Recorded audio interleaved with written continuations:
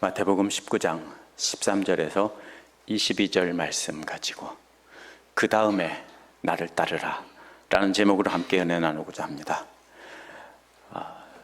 사순절 기간 동안 마태복음 끝부분을 나누었기 때문에 다시 오늘 말씀을 이해하려면 오늘 말씀 앞부분과 연결해 봐야 합니다.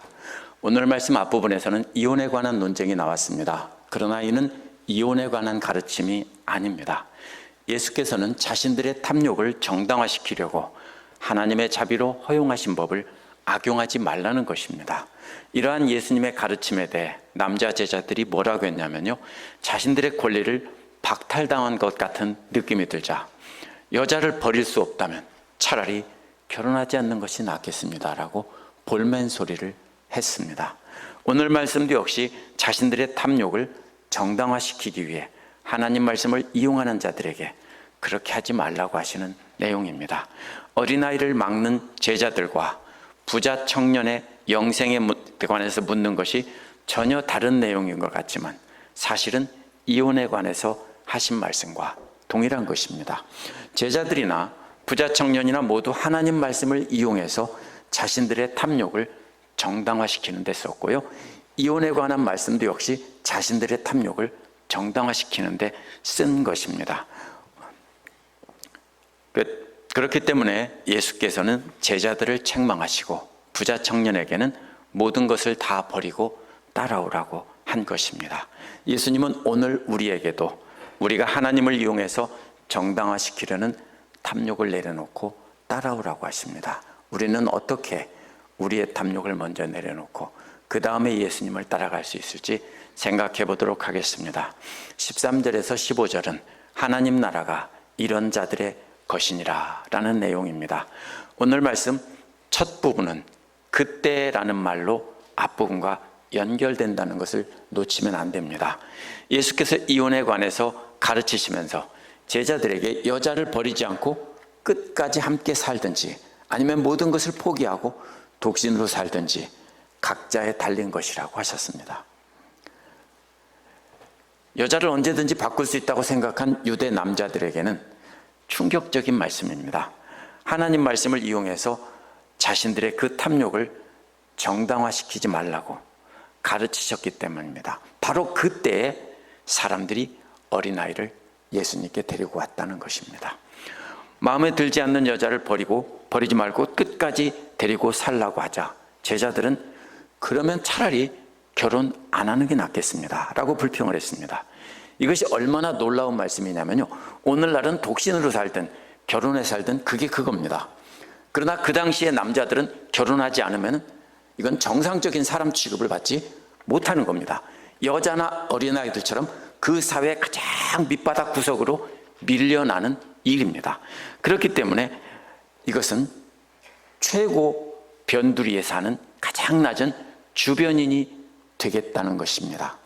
여자를 마음대로 버리지 못할 바에는 차라리 이 세상의 쓰레기처럼 버림받아서 외톨이가 되어서 밑바닥 인생을 사는 것이 차라리 낫겠다고 예수님께 독서를 퍼부은 것입니다. 왜냐하면 어려서부터 그렇게 늘 배워왔던 말씀을 예수님이 갑자기 바꿔놓자 그건 못하겠다는 뜻입니다. 이런 제자들에게 바로 하나님 나라를 위해 스스로 독신이 되어 세상의 쓰레기처럼 사는 사람들도 있을 거라고 한 것이 바로 지난주 말씀입니다. 바로 그때 사람들이 어린아이를 예수님께 데려온 것입니다. 이것을 놓치면 오늘 말씀의 초점을 놓치는 것입니다. 그때 아이들의 부모들은 예수께서 아이들에게 손을 얹어주시고 기도해 주시기를 바라고 데려왔습니다. 데려온다는 말은요, 마태복음에서 거의 대부분 병자를 데려와서 치료받기를 원할 때 썼습니다. 하지만 여기서 아이들은요, 아파서 데려온 건 아닐 겁니다. 세상에서 아이들처럼 연약하고 아무런 보호막이 없는 병자와 똑같은 존재가 아이들입니다. 아이들은 부모가 병자처럼 돌보지 않으면 살 수가 없는 존재들입니다. 그래서 여기서 병자를 데려오는 것 같은 때 쓰는 말을 쓴 것입니다. 그런데 세상은 가장 약하고 아무것도 아닌 미천한 존재로 여겼지만 부모의 마음은 그렇지 않은 것이 옛날이나 오늘날이나 똑같습니다. 지금은 미천하고 연약하지만 장차 강건하고 지혜롭게 자라서 영향력 있는 사람이 되기를 원하는 것이 여기 데려온 부모들의 마음입니다. 손을 얹고 기도하는 것은 구약에서 사람을 세우고 일을 맡길 때 하던 것입니다. 민수기와 신명기와 또 보면 그 여호수아를 백성의 지도자로 세울 때 손을 얹었습니다. 아이들을 데리고 온 부모들은 구체적으로 어떤 사람이 되게 해달라고, 어떤 지도자가 되게 해달라고 이렇게 데려온 것은 아닙니다. 그러나 지금은 연약하고 아무것도 아닌 하나의 병자와 같이 돌봄이 필요한 아이들이지만 예수님께서 손을 얹어주시면 장차 위대하고 강한 존재로 자랄 것으로 생각하고 데려온 것입니다. 근데 랍비들의 전통을 따르면요, 13살 소년들을 예루살렘에서 열리는 축제 기간 동안에 데리고 와서 장로들에게 이렇게 기도를 받던 관습이 있었습니다. 이는 율법을 배울 자격을 갖춘 나이가 됐을 때 그 말씀대로 선한 행동에 참여하게 하는 것이라고 기록되어 있습니다. 그 랍비들의 율법이에요. 그러면 이 부모들은 앞에서 말한 것처럼 단순히 세상적으로 위대한 인재가 되길 바라는 마음으로 데려온 것이 아닐 수도 있습니다. 신실한 유대인들은 하나님의 말씀대로 바르게 살도록 데리고 온 것일 수 있기 때문입니다. 어쩌면 이들은 산 위에서 예수님의 가르침을 받은 사람들일 수 있습니다. 예수께서 행하시는 기적들도 목격했을 수도 있습니다. 자녀들이 하나님의 말씀의 참뜻을 깨달아서 알고 그 말씀을 따라 영원히 하나님 나라의 복을 누리는 자들이 되게 하려고 데리고 왔을지도 모릅니다. 이건 어디까지나 제 추측입니다. 부모들은 자식을 귀하게 여기며 예수님께 데려왔는데 제자들은 꾸짖었습니다. 왜 그렇습니까? 제자들은 예수님께서는 더 중요한 일을 해야 된다고, 그런데 하찮은 아이들 때문에 시간을 지체해서 되겠느냐고 의로운 분노를 터뜨린 것입니다. 제자들은 어린아이들은 어른들보다 덜 중요하다는 당시 고대 유대인들의 전형적인 생각을 갖고 있었습니다. 그래서 우리 선생님은 지금 귀한 일을 하러 예루살렘에 가는데 어떻게 이런 일 가지고, 하찮은 일 가지고 예수님의 갈 길을 방해하는 것인가 하고 분노를 한 것입니다. 그런데 제자들이 생각하는 더 중요한 일은 사실은 이스라엘을 독립시켜 강력한 제국으로 만들고 자신들은 그 나라에서 중요한 직책을 맡는 것입니다. 제자들은 예수님을 이용해서 자신들의 탐욕을 이루며 그 탐욕을 하나님 말씀으로 정당화시키려고 포장하고 있었습니다. 그래서 예수님께서는 제자들을 꾸짖으신 겁니다. 이 제자들은 앞에서 이혼을 못한다면 차라리 장가들지 않는 게 낫겠다고 볼멘 소리를 했던 사람들입니다. 그런데 제자들은 당시 사람들과 똑같이 여자들을 무시하는 마음을 갖고 있었는데 어린아이도 똑같이 무시하는 마음을 갖고 있었습니다. 그래서 어린아이를 데리고 오지 말라고 한 것입니다. 제자들은 사회적으로 낮은 신분의 사람들이었지만 그래도 여자들과 아이들보다는 높은 사람들이었습니다. 사람들이 다 그렇습니다. 낮은 사람이라도 위 높은 사람에게는 억압을 당하면서도 자기보다 아랫사람은 어떻게 합니까? 함부로 하는 것이 보통 사람들입니다. 남자인 제자들은 예수님을 따르면서 자기들이 장차 높은 신분이 되기를 원하고 있었습니다. 그러한 제자들은 그러한 천박한 욕심을 하나님 나라를 위한다는 거룩한 구호로 거창하게 포장을 했던 사람들입니다. 자신들보다 조금 낮은 사람을 무시하고 함부로 대하면서 조금 더 힘 있는 사람들 앞에서는 머리를 숙입니다. 이런 사람들은 권력만 주어진다면 온 세상 사람들을 다 무시하고 함부로 대할 사람들이 틀림없습니다. 제자들은 단지 힘이 없기에 권세를 부리지 못하고 사람들을 짓밟지 못하며 선한 사람인 것처럼 보일 뿐입니다. 제자들이 갖고 있던 위대한 존재가 되고 싶어하는 욕심은 여자들과 아이들을 무시하는 마음에서 그대로 드러납니다. 그래서 제자들은 중요한 일로 예루살렘에 가시는 예수님을 하찮은 일로 방해하지 말라는 뜻으로 사람들을 꾸짖은 겁니다. 예수님을 높이는 것 같지만 사실 예수님을 자신들의 탐욕을 이루는 도구로 이용하고 있는 것입니다. 자신들 마음 안에는 이스라엘의 존귀한 지도자가 되려는 생각이 꽂혀 있었기 때문에 예수님의 가르침은 가슴에 담지 않고 흘려들었습니다. 그래서 제자들은 18장 5절에서 예수님의 이름으로 어린아이 하나를 영접하면 예수님을 영접하는 거라는 말씀을 벌써 잊어버린 것입니다. 귓등으로 흘려들은 것입니다. 그러자 예수께서 말씀하시기를 어린아이들이 내게 오는 것을 허락하고 막지 말라고 했습니다. 왜냐하면 하늘의 왕국이 이런 자들의 것이라고 했습니다.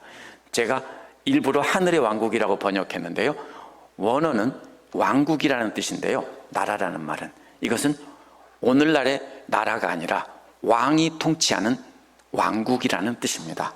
그런데 이 왕국이라는 말을 여호와의 증인과 같은 이단들이 사용해서 개신교에서는 잘 사용하지 않습니다. 그러나 원어는 분명히 하나님을 왕으로 모시는 하나님의 왕국을 하늘의 왕국이라고 한 것입니다. 오늘날 우리가 그렇기 때문에 여기서는 바로 하늘의 왕국, 즉 하나님께서 통치하는, 왕으로 통치하는 그 왕국이 바로 이런 자들의 것이라는 것입니다. 그러면 우리가 이 어린아이를 오늘날 우리가 생각하는 것처럼 순수하고 착한 사람을 가리키는 말이 아닙니다. 이것은 당시 유대 사회에서 가장 낮고 천하고 아무런 가치가 없는, 세상에서 가장 신분 계급에서 가장 밑바닥에 있던 존재들이 바로 어린아이들입니다. 그래서 18장 1절에서 5절에서 예수께서 가장 낮은 아무것도 아닌 어린아이 같은 존재보다 더 낮아져서 그들을 영접하고 섬기는 자들이 되라고 한 것입니다. 그러면 영원한 왕께서 다스리시는 그 왕국은 바로 그런 자들의 소유라고 하신 겁니다. 어린아이는 마태복음 5장 3절에서도 유대교에서 쫓겨나 예수님 밖에는 아무것도 의지할 데가 없다는 심령이 가난한 사람과 똑같은 사람입니다. 5장 10절에서는 의를 위하여 핍박을 받는 자처럼 그렇게 쫓겨난 사람들입니다. 어린아이란 부모나 다른 어른들에게 의지하지 않으면 살아갈 수 없는 존재들입니다.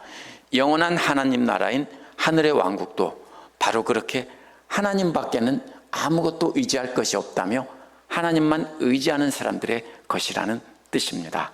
그렇기 때문에 예수께서는 하나님 말고는 아무것도 의지할 데 없는 가난한 사람들에게 복이 있다라고 하신 겁니다. 예수께서 하나님 나라가 바로 어린아이들처럼 낮고 가난하고 아무것도 없는 자들의 것이라고 하시며 어린아이들에게 손을 얹어주고 떠나셨습니다. 예루살렘에 가셔서 십자가에 달려 죽으심으로 가장 낮은 자리에서 낮은 자들을 섬기는 왕이 되려는 것입니다. 그러나 제자들은 예수님이 예루살렘에 가시면 왕이 되고 자신들은 중요한 자리를 차지할 것이라는 기대를 안고 서둘러서 가자고 예수님을 재촉해서 떠났습니다. 예수께서 하나님 나라가 어린아이들 같은 자들의 것이라고 하셨지만 제자들은 그 말씀을 흘려들었습니다. 자신들의 야망은 머지않아 성취될 것을 꿈꾸고 있었습니다. 그러나 예수님은 제자들과 완전히 달랐습니다. 십자가를 위해 지시기 위해 예루살렘으로 가시는 길입니다. 여기서 예수님의 마음을 놓치면 안 됩니다. 죽음을 앞두고 나면 아무것도 보기 싫고 듣기 싫은 법이라고 그랬습니다. 제 가까운 사람도 그랬습니다. 그러면 그 상태에서 어린아이들을 축복해달라고 부모들이 와서 간청을 하면 뭐라고 해야 맞습니까? 지금 내 마음이 괴로우니 나는 기도해 줄 수 없다라고 뿌리치며 갈 길을 가야 맞습니다. 이것이 사람입니다. 그런데 육신의 몸을 입고 오신 예수님께서는 부모들의 요구를 뿌리치지 않고 기도해 주고 손을 얹어 기도해 주시고 축복해 주시고 길을 가셨습니다. 이것이 바로 예수님의 사랑이고 하나님 아버지의 마음입니다. 16절에서 22절은 한 부자 청년의 이야기가 나옵니다. 이것이 독립된 이야기처럼 보이지만 19장에서는 여자와 독신과 어린아이들이 나옵니다. 셋 다 뭐냐면요, 아까 말씀드린 것처럼 그 사회의 쓰레기 같은 존재들이고 가장 무시당하던 밑바닥입니다. 독신인 남자도 마찬가지예요. 여자와 아이들처럼 아무런 보호막도 없습니다. 젊어서 힘이 있으면 뭔가 하겠지만 나이 먹고 늙으면 독신인 남자는 아무것도 아닙니다.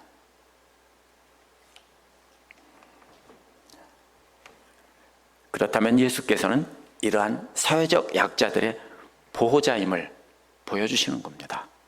그렇다면 다음에 이어지는 큰 부자인 청년도 예수님을 따라 그런 제자가 돼서 하나님의 마음으로 존중하고 그런 사람들을 보호하는 삶을 살라고 초청하신 겁니다.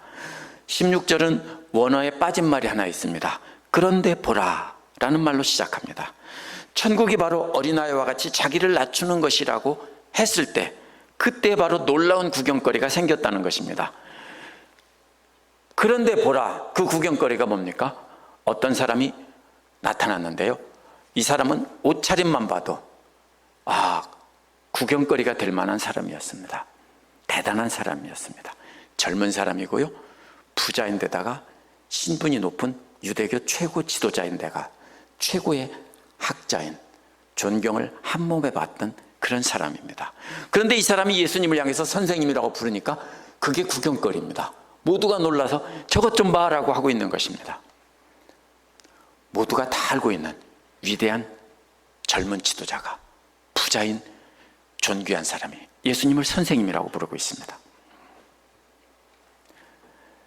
그는 예수님을 단순히 훌륭한 율법교사로 보고 그렇게 부른 것입니다. 어떤 선한 일을 해야 영원한 생명을 얻을 수 있습니까? 라고 물었습니다. 영원한 생명이란 미래에 얻을 종말론적인 축복을 말합니다. 그러자 예수께서 그에게 대답하신 말씀은 어찌하여 너는 내게 선한 일을 묻느냐? 선한 이는 오직 한 분이시라 대답했습니다. 근데 원어에서 누가가 쓴 말은 조금 다릅니다. 원어는 이런 말입니다. 선한 것은 하나뿐이다, 이 뜻입니다. 이게 사람인지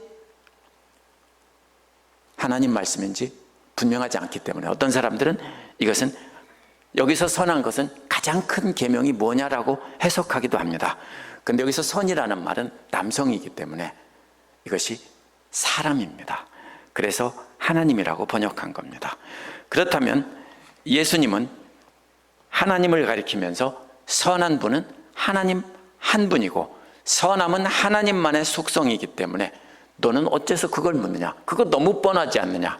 그러면 그 선한 것은 어디에 있느냐? 바로 하나님의 계명 안에 다 담겨 있지 않느냐? 하나님은 눈에 안 보입니다. 그러나 그분께서 하신 말씀은 주어져 있기 때문에 그 말씀이 바로 선한 것입니다. 그렇기 때문에 하나님은 바로 선하신 하나님 말씀 안에 다 나타나 있는데, 이스라엘 사람이라면 모두 다 아는 것을 이스라엘의 최고 존경받는 학자이고 높은 관원이고 돈 많은 부자인 네가 그것도 모르고 나한테 묻느냐, 이런 뜻입니다. 어째서 나한테 그걸 묻느냐, 이 뜻입니다. 그러면서 바로 이어서 내가 생명에 들어가려면 계명을 지키라고 한 겁니다. 그래서 이렇게 말씀하신 겁니다. 계명이란 하나님의 주신 말씀이고 한 분이신 하나님께서 주신 계명은 이미 다 알고 있는데 네가 왜 물어보느냐, 이렇게 말하는 것입니다. 그러자 이 사람이 말하기를 어느 계명을 지켜야 합니까? 라고 묻습니다. 그러자 예수님은 할 필요도 없는 너무나 뻔한 대답을 하셨습니다. 10계명 중에 사람들에 관한 계명을 나열하셨는데요, 맞소라 사본에서 6번째에서 9번째까지 똑같이 말씀하셨습니다. 6번째에서 9번째까지 말씀하신 다음에 마지막에는 5번째 계명인 부모 공경에 관한 말씀을 마지막에 하셨습니다. 사람들이 어린아이들을 예수님께 데리고 왔습니다. 살인하지 말라, 간음하지 말라, 도적질하지 말라, 거짓 증언하지 말라. 이 모든 계명은 가장 가까운 이웃이 누구냐면 부모입니다. 부모 공경으로 요약될 수 있기 때문입니다. 그래서 그 다음에 한마디 덧붙인 것이 뭡니까? 레위기 19장에 나온 내 이웃을 내 몸과 같이 사랑하라는 말을 전체 계명의 요약으로 하신 겁니다. 결국 10계명 중에 10계명은 하나님 사랑이고 그 나머지는 인간에 대한 사랑, 이웃에 대한 사랑입니다. 그래서 인간에 대한 가장 큰 계명은 바로 이웃사랑이라는 것입니다. 그러자 젊은이가 뭐라고 합니까? 내가 이 모든 것을 다 지켰습니다. 뭡니까? 내가 그런 것도 모르는 줄 압니까? 가소롭다는 듯이 대답한 겁니다. 아직도 뭐가 부족합니다라고 갑니까라고 물었습니다. 이 청년은 뻔한 내용으로 대답해 주셨기 때문에 그런 거 말고 뭔가 좀 참신한 거 없습니까? 나는 그거 다 했습니다. 이런 뜻입니다. 그러자 예수님은 이 청년이 뻔한 대답을 했다고 생각하자 예수님은 이 청년을 뻔뻔하다라고 생각했을 것입니다. 왜 뻔뻔합니까? 내 이웃을 내 몸과 같이 사랑하라는 말을 다 지켰다라고 했기 때문입니다. 왜 그렇게 생각했을까요? 이 청년은 자기가 가진 재산으로 주기적으로 들고 나가서 시장과 광장에서 사람들에게 먹을 거를 나누어 주었을 겁니다. 바리새파 사람들은 당시 그렇게 했기 때문입니다. 그것이 이웃사랑의 본보기라고 생각했습니다. 그래서 이 청년의 대답은 악의적으로 거짓말하려는 것이 아닙니다. 그것이 바로 이웃을 내 몸과 같이 사랑한 것이라고 생각한 겁니다. 그래서 완벽하게 지켰다는 겁니다. 근데 실제로 자기 몸처럼 사랑했습니까? 아니죠. 예수님은 그 마음을 다 압니다. 하나님의 눈으로 보셨고 말씀하신 겁니다. 이웃사랑을 자기 몸처럼 이웃을 사랑하지 않았다는 걸 아시는 겁니다. 네가 이웃을 사랑하는 마음으로 재물을 나눠주는 거 안다. 하지만 너는 사람들에게 훌륭한 사람으로 인정받으려는 마음을 즐기고 있지 않느냐, 이런 뜻입니다. 그래서 이 청년에게 뻔한 가르침이 아닌 참신한 대답을 해준 것이 바로 뭐냐면, 내가 완전한 사람이 되려고 원한다면 내 소유를 다 팔아서 가난한 자들에게 주라. 그러면 하늘의 보화를 차지하게 될 것이다. 이 청년의 정곡을 찌른 것이고 그 속마음을 다 들여다본 것입니다. 만약 자기를 정말로 사랑했다면 어떻게 할까요? 자기가 죽게 되었다면 전 재산을 팔아서 자기에게 다 주지 않겠습니까? 혹시 안 하실 분 있어요? 바로 그것입니다. 사랑한다면서, 이웃을 내 몸처럼 사랑한다면서, 그러면서 찔끔 나눠주고 다 했다고 그래? 예수님은 아니라는 겁니다. 그래서 너 정말로 참신한 대답을 듣기 원하냐? 그럼 네 재산 다 팔아주고 하늘의 보화를 쌓고 나 따라와 봐, 이 소리입니다. 이 말씀을 잘못 오해하면요, 가난한 자를 돕는 것이 완전한 사람이 되는 길이라고 오해하기 쉽습니다. 그러나 이는 하나님 앞에서 완전한 척하고 거룩한 척하던 이 청년에게 정곡을 찔러 그 마음의 잘못을 지적한 것뿐입니다. 자기 욕심을 다 버리고 하나님의 마음을 배우라는 뜻입니다. 하나님의 마음을 배우기 위해서 자기 소유를 사람들을 보는 데서 조금 나눠주지 말고 가진 소유를 다 팔아서 한번 전부 나눠줘 보라는 겁니다.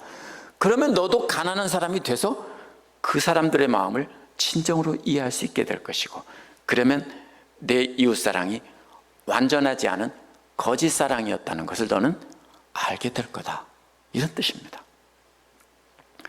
진정으로 가난한 사람의 심정을 몸으로 느껴보고 하나님의 마음으로 그들을 한번 섬겨봐라. 그러면 네가 완전하게 될 수 있을 것이다, 이런 뜻입니다. 그러나 그래도 하나님 마음을 알기에는 부족합니다. 그래서 자신이 사랑하던 거 다 나눠주고 나를 따라오라는 겁니다. 예수님의 본보기를 보고 배우라는 뜻입니다. 예수님을 통해서만이 하나님의 마음을 완전히 알고 하나님 앞에서 완전하게 될 수 있다는 겁니다. 왜냐하면 십자가에서 죽기까지 사랑하시는 예수님을 보고 진정한 이웃사랑을 완성할 수 있기 때문입니다. 그래서 이 청년을 예수께서는 제자로 부르신 겁니다. 그러자 이 청년은 재물이 많음으로 이 말씀을 듣고 근심하며 떠나갔다고 했습니다. 여기서 재물이 많다는 말은 청년이 단순히 부자라는 뜻이 절대로 아닙니다. 전번에도 얘기했죠. 고대 사회는 사회 구조가 부자가 따로 있고 높은 사람이 따로 있을 수가 없습니다. 권력을 가지고 지식을 가진 사람이 결국은 뭡니까? 돈까지 다 가지고 있습니다. 소수의 엘리트가 모든 것을 다 소유하고 있는 것이 고대 사회의 특징입니다. 누가복음 18장 18절에서는 이 사람을 통치자라고 불렀습니다. 관원이라고 개역에서는 번역했는데요, 이 말은 왕이나 왕과 같은 통치자를 뜻하는 사람입니다. 이 사람은 그렇다면 뭡니까? 이스라엘의 최고 계급에 속하는 통치자입니다. 재물과 권력과 명예를 다 소유한 데다가 뭐라고 했습니까?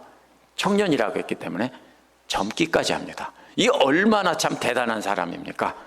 얼마나 부러워할 만한 사람입니까? 그래서 16절 맨 앞에서 저것 좀 봐 라고 구경거리가 생겼다라고 한 것입니다. 예수께서 이 청년에게 재물과 하나님 앞에서 완전해지는 길 중에서 하나만 골라, 이 뜻입니다. 너 두 가지 다 갖고서 완전해지려고 하지? 하나만 해, 이 소리입니다. 다 내려놓고 아무것도 없는 가난한 자가 되어서 하나님만 한번 전적으로 의지해봐. 그러면 너는 진정으로 하나님 마음을 안다는 겁니다. 만약 재물만 내려놓고 예수님을 따라오지 않는다면 이 사람은 어떻게 될까요? 여전히 존경과 명예를 가지고 있고, 다시 또 재물은 권력도 가지고 있으면 들어오게 마련입니다. 그러니까 진정으로 낮아지는 게 아닙니다. 예수님을 따라오면 거지처럼 집도 없는 방랑 생활을 해야 되기 때문에 진정으로 내려놓는 것이 되는 것입니다. 그래서 진정 모든 것을 다 포기하고 소유를 포기하고 너는 나를 따라와서 나처럼 머리 둘 곳도 없는 거지처럼 한번 살아와 볼래? 그러면서 하나님을 한번 배워볼래? 이 뜻입니다. 그러자 이 청년은 하나님 앞에서 완전해지는 것을 포기하고 자기가 가진 세상 영광을 선택했습니다.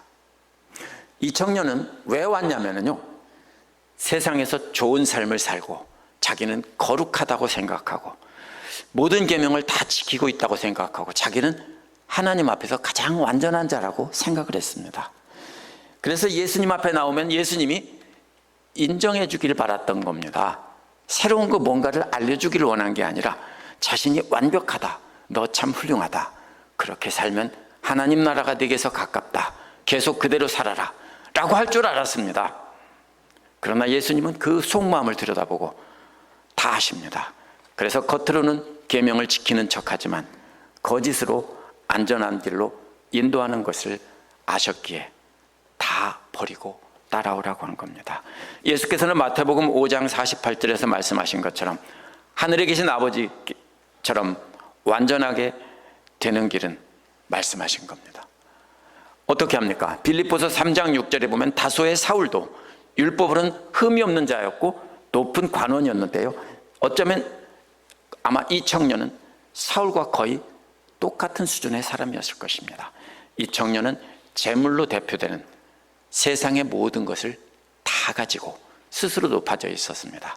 이 청년은 왜 어린아이들 바로 다음에 나왔냐면요, 아무것도 아닌 어린아이와 정반대가 되는 사람인데요, 이 청년은 낮아지는데 가지고 있던 세상 영광이 방해가 됐습니다. 그래서 그것을 포기하고 따라오라고 한 것이고요, 제자들이 어린아이를 쫓은 것도요, 사실은 이 청년과 똑같이 되고 싶어하는 마음으로 그렇게 한 것입니다. 그래서 어린아이를 쫓은 제자들의 이야기와, 어린아이가 주인공이 아닙니다. 어린아이를 쫓은 제자들이 주인공이고 재물을 포기하지 못하고 떠난 젊은 청년이 주인공입니다. 둘은 결국 똑같은 사람입니다. 마태복음, 마가복음, 누가복음을 공관복음이라고 합니다. 똑같은 관점으로 쓰여져 있기 때문입니다.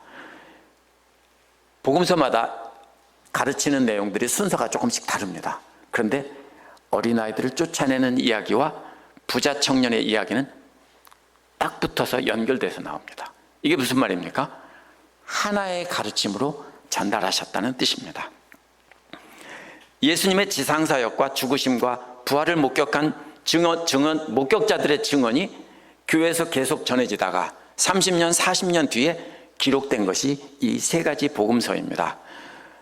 그런데 세 권의 복음서가 똑같이 어린아이들을 쫓는 이야기와 부자 청년 이야기가 이어지는 것은, 이것은 뗄 수 없는 하나의 이야기로 두 사람을, 제자들과 관원들을 비교해서 예수님께서 가르치셨다는 뜻입니다. 한 자리에서 둘을 대조하며 가르치셨다는 뜻입니다. 그렇기 때문에 제자들과 이 청년은 똑같은 부류입니다. 차이가 있다면 제자들은 앞으로 예수님을 따라다니면 이 젊은 부자 청년처럼 될 것이라고 생각한 것이고, 부자 청년은 다 가지고 있으니까 예수님 앞에 나와서 칭찬만 듣기를 원했던 것 차이뿐입니다. 다음에 나오는 베드로는 자신들이 모든 걸 버리고 다 따랐으니까 무엇을 받겠냐고 철없는 소리를 또 한 번 합니다. 무슨 소리입니까? 베드로는 분명히 장차 이 젊은 통치자처럼 될 것이라는 답을 듣기를 원한 겁니다. 우리가 다 버리고 예수님을 따랐으니까 우리가 이 세상에서 뭐 받겠습니까? 이런 뜻입니다. 오늘 말씀은 우리가 예수님을 따르는 것보다 더 집착하는 것이 있다면 반드시 버려야 된다는 것입니다. 우리가 더 사랑하고 집착하는 것이 마음속에 숨겨 있다면 그 속마음을 숨기기 위해 우리는 반드시 그 속마음을 하나님과 예수님을 이용해서 거룩하게 포장하게 마련입니다. 그래서 하나님 영광을 위해서라고 주장하지만 사실은 자신의 영광을 위해서 하는 경우가 많습니다. 우리는 각자 예수님을 따르는 것보다 더 집착하고 더 사랑하고 매달리는 것이 무엇이 있는지 이 시간 생각해야 됩니다. 그것 때문에 하나님 나라에 들어가는데 방해가 될지도 모르기 때문입니다. 그런 것이 있다면 그것이 바로 제자들과 청년들이 붙잡고 있던 우상입니다. 세상의 모든 것을 다 버려야 영생을 얻는다는 뜻이 아닙니다. 마태복음 10장 37에서 39절에 보면 아비나 어미나 아들이나 딸을 나보다 더 사랑하는 자는 예수님께 합당하지 않다라고 했습니다. 문제는 무엇을 더 사랑하느냐는 겁니다. 성경에는 분명히 부자들이 나오지만 의인이라고 불리움을 받는 사람들이 분명히 있습니다. 그러므로 부자가 되어야 된다, 가난하게 되어야 된다, 이것이 초점이 아니라 무엇을 더 사랑하느냐는 겁니다. 따라서 우리가 가지고 있는 모든 것 내려놓고 거지처럼 살려고 하는 이단들의 주장은 잘못된 것입니다. 이것은 하나님보다 가지고 있는 것을 더 사랑하지 말라는 겁니다. 만약 하나님을 더 사랑하는데 방해가 된다면 그때 그것을 내려놓으라는 겁니다. 요한일서 2장 15절에서 17절에서도 나옵니다. 이 세상이나 세상에 있는 것들을 사랑하지 말라. 누구든지 세상을 사랑하면 아버지의 사랑이 그 속에 있지 아니하니 이는 세상에 있는 모든 것이 육신의 정욕과 안목의 정욕과 이생의 자랑이니 다 아버지께로 쫓아온 것이 아니요 세상으로 쫓아온 것이니라. 이 세상도 그 정욕도 지나가 돼 오직 하나님을 뜻을 행하는 이는 영원히 거한다고 했습니다. 요한 일서를 기록한 요한복음은 바로 예수님의 이 가르침을 가지고 이렇게 기록한 것입니다. 우리는 아주 값비싼 귀금속이 가득 들어있는 작은 금고를 끌어안고 험한 바다에 빠져서 허우적대고 있는 사람과도 같습니다. 그런데 구조선이 도착했고 밧줄이 내려옵니다. 평소에 헬스를 많이 해서 한쪽으로 금고를 들고 한 손으로 밧줄을 붙잡고 올라갈 힘이 있으면 괜찮은데요, 제가 보기보다 힘을 꽤 쓰는데요, 제가 한 손으로 밧줄 붙잡고 올라갈 능력은 없습니다. 그럼 어떻게 해야 됩니까? 하나를 버려야 됩니다. 만약 그 금고가 더 귀하다면 그걸 붙잡고 영원히 잠수해야 되는 것이고요, 만약 생명이 더 귀하다면 버리고 밧줄을 붙잡아야 되는 것입니다.